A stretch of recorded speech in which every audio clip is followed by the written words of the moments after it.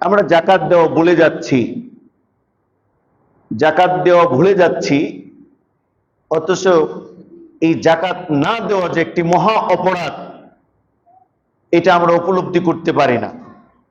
আমরা মনে করি জাকাত দিলে সম্পদ কমে যাবে, সম্পদ আমার নষ্ট হয়ে যাবে, কমে যাবে। বরং না, জাকাত শব্দের অর্থই হলো বর্ধনশীল হওয়া, পবিত্রতা লাভ করা। তার মানে যারা জাকাত আদায় করবেন, এক নাম্বার হলো তার সম্পদ পবিত্রতা লাভ করবে, দুই নাম্বার হলো তার মাল বর্ধনশীল হবে, এটা কমবে না। আল্লাহর হাবিব হাদিসের মধ্যে বলছেন, যেই সম্পদ জাকাতের আওতায় থাকে, অর্থাৎ যেই সম্পদ থেকে জাকাত আদায় করা হয়, সেই সম্পদ দুনিয়া ধ্বংস হয়ে যেতে পারে, সেই সম্পদ ধ্বংস হবে না। তার মানে সেই সম্পদ নষ্ট হওয়ার কোনো সম্ভাবনা নাই। কারো কাছে যদি টাকা পাওয়াও যায়, টাকাটা মাইর গেছে, ফেরত আনার কোনো সম্ভাবনা নাই। জাকাত দেওয়ার সময় যদি ওই টাকাটাও হিসাব করে আপনি জাকাত দিয়ে দেন, আপনার ওই টাকা ফেরত চলে আসবে। তার মানে যেই টাকার জাকাত দেওয়া হয়, ওই সম্পদ অন্য কেউ গ্রাস করতে পারবে না। আল্লাহু আকবার। মাল পবিত্র, পবিত্র কোরআনুল কারীমের ৯৮ নম্বর সূরা, সূরার নাম আল বাইয়িনার ৫ নম্বর আয়াতের মধ্যে আল্লাহ রাব্বুল আলামিন বলেছেন, ওয়া মা উমিরু ইল্লা লিয়াবুদুল্লাহা মুখলিসিনা লাহুদ্দিন। আল্লাহ রাব্বুল আলামিন বলেন, তাদেরকে তো এছাড়া অন্য কোনো হুকুমই দেওয়া হয় নাই, তাদেরকে এছাড়া অন্য কোনো আদেশ করা হয়নি যে তারা একনিষ্ঠভাবে আনুগত্যের সাথে বিশ্বাস সহকারে একজনের ইবাদত করবে, তার নাম হলো আল্লাহ। এছাড়া তাদেরকে আর কোনো হুকুমই দেওয়া হয়নি। তারা একনিষ্ঠ চিত্তে আনুগত্যের সাথে ইবাদত বন্দেগী করবে আর বলবে, আকিমুস সালাতা ওয়া আতাহুস যাকাত।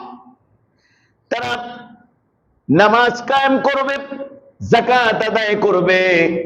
ওয়াযালিকা দীনুল কাইয়্যিম।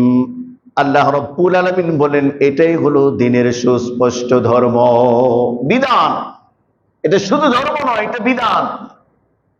তাহলে আল্লাহ পাক বলছেন, তাদেরকে আদেশ করা হয়েছে এই মর্মে যে একনিষ্ঠ চিত্তে তারা আল্লাহর ইবাদত করবে, নামাজ কায়েম করবে, যাকাত আদায় করবে। এটাই হলো আল্লাহর পক্ষ থেকে সুস্পষ্ট বিধান। এরপরে আল্লাহ পাক বলছেন, ওয়াফি আমওয়ালিহিম হাক্কুল লিসসাইলি ওয়াল মাহরুম। আল্লাহ রাব্বুল আলামিন বলেন, ধনীদের সম্পদের মধ্যে গরিবদের হক রয়েছে, অভাব বঞ্চিত, অভাবী বঞ্চিত অসহায় সর্বহারা মানুষের হক অধিকার রয়েছে। আমরা এরকম মনে করি, আমি জাকাত দিলাম তার মানে হলো এটা আমার বেড়াগিরি, আমার বাহাদুরি। জাকাত দেওয়া এটা আমার বেড়াগিরি বাহাদুরি নয়। জাকাত যে আমি আদায় করলাম, আমার সম্পদের মধ্যে আমি যদি জাকাতের নিসাবের মালিক হয়ে থাকি, আমার ওই সম্পদের মধ্যে ওই গরিব মানুষটার হক রয়েছে, অধিকার রয়েছে। তো জাকাত দিতে গিয়ে আমি অহংকার করলাম, তাকাব্বুরি করলাম, এর নাম জাকাত আদায় নয়। জাকাতের পাওনাদারের কাছে এই হক তাকে বুঝায় দিতে হবে, লাইন ধরে না, এই বেড়াগিরি না। জাকাতের যিনি পাওনাদার, তার কাছে এই হক বুঝাই দিতে হবে।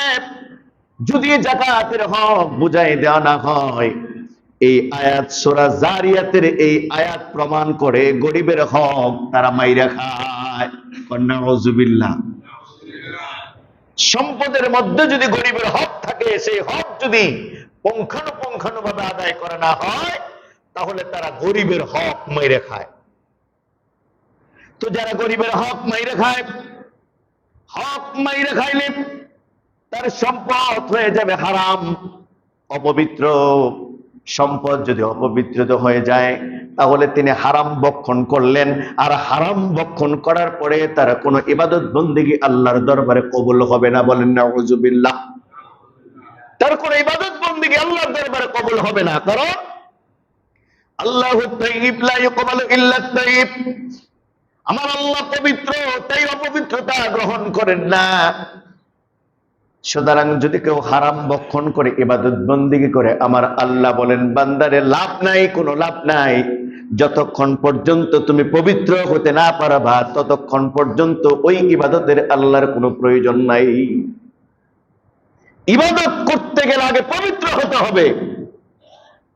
হারামের সাথে মিশে, হারামের মধ্যে হাবুডুবু খেয়ে আপনি ইবাদত বন্দেগী করেন, ওই ইবাদতে কোনো লাভ নাই, এই আশা করেও কোনো লাভ নাই। পরিষ্কার কথা, এই আশা করে কোনো লাভ নাই। ইবাদত কবুল করাইতে গেলে আগে পবিত্র হতে হবে, এই জন্য মালকে আগে পবিত্র করতে হবে।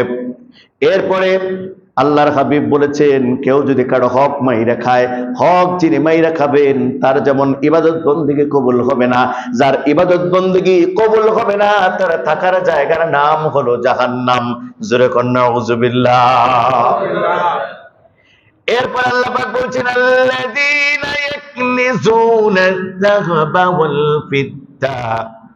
আল্লাহ রাব্বুল আলামিন বলেন, এই পৃথিবীতে এমন ধরনের মানুষ রয়েছে যারা স্বর্ণ রূপাকে জমা করে রাখে, স্বর্ণ রূপা জমা করে রাখে। আমার মা বোনেরাও স্বর্ণ রূপা জমা করে রাখে, পুরুষেরাও স্বর্ণ রূপা জমা করে রাখে, ব্যাংকের মধ্যে স্বর্ণ রূপা জমা করে রাখে।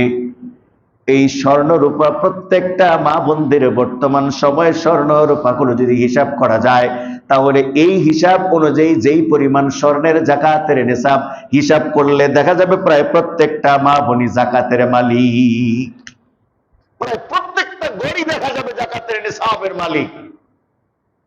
অথচ নিজেরা যাকাত আদায় করি না, নিজেরাই যাকাতের নিসাবের মালিক, যাকাত আদায় করি না, বরং যাকাতের সম্পদ মেরে খাই। আমাদের চরিত্র হলো এরকম, আমরা যাকাতের সম্পদ মাইরে খাই, নিজে তো দেই না, বরং দেওয়ার জন্য যেটা দেওয়া হয় সেটা আমরা মাইরে খাই। এই হচ্ছে আমাদের চরিত্র।